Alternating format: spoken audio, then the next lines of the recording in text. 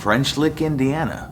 I rarely get to see my dad one-on-one in his element, and he is still kicking strong doing teaching and seminars, and here we are in French Lick, Indiana, and he's invited me to come along. It's a real treat.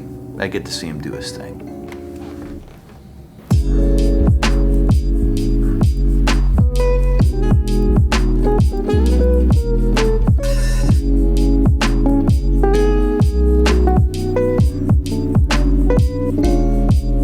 I'm on video. You're on video right now. Okay, so what's the secret to making communication compelling? I use a system that I made up. It's called reveal, relate, and reiterate. Reveal is to create a desire for the listener to want to hear what you're saying. So I do that by stories. Now, Carl Stevens, who I talked about a little bit earlier, he was originally from Nashville, Texas, and he had that southern drawl. And he was also known as the Yale-educated Will Rogers, who was a storyteller. And he taught me how to tell stories. One thing I learned is never tell people you're going to tell them a story. You just start telling them a story. Relate is the part where you're actually presenting the meat of the material.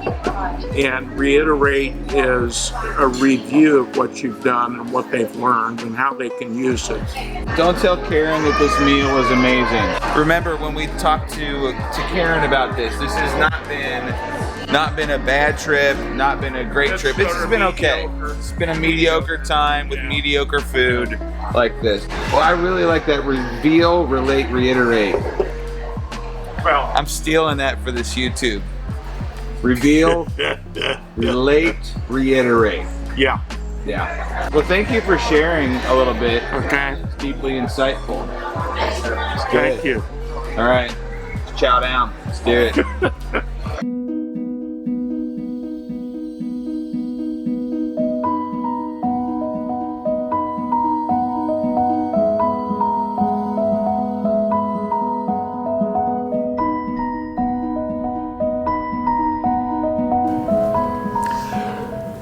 My dad's teaching a class this afternoon, but I have a few hours before that to explore.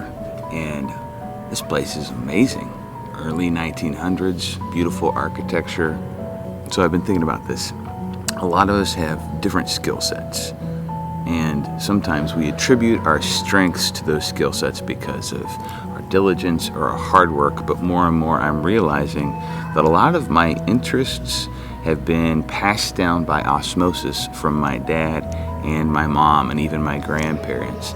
And this couple days with my dad has just been a beautiful reminder that although it's super important and we can validate ourselves because we're practicing our skill set and polishing things, that sometimes it's just the legacy of parents and mentors and grandparents that plants the seed of what we're good at.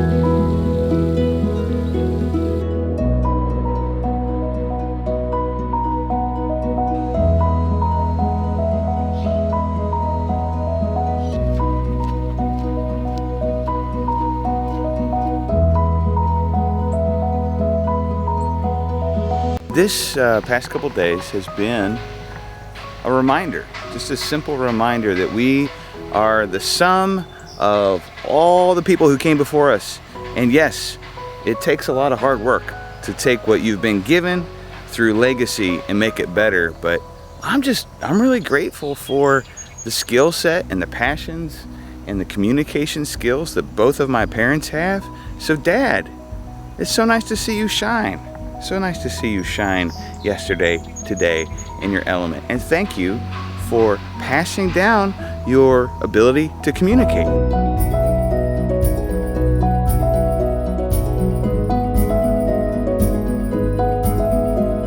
All right, so you're done. How do you feel? I'm tired. Yeah? And it's the first time I ever gave a presentation, so I guess it worked out okay. You did great. People loved it. 3-hour seminar in 45 minutes. It's awesome. Art Reed speed teaching. Love it. Well, great job. Turned out awesome. Thank you. The